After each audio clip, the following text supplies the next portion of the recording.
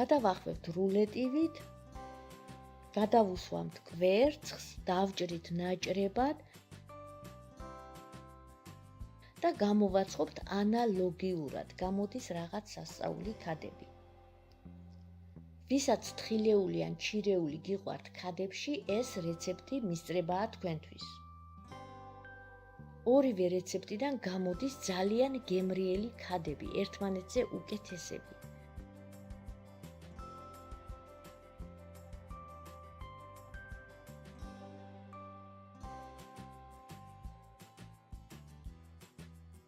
აი ნახეთ, როგორი სასწაული ფაფუკი ქადები გამოვიდა.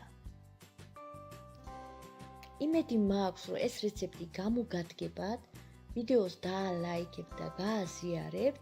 თუ რამე გამომრჩა ან რამემ დაგაინტერესათ, დაგვიკომენტეთ.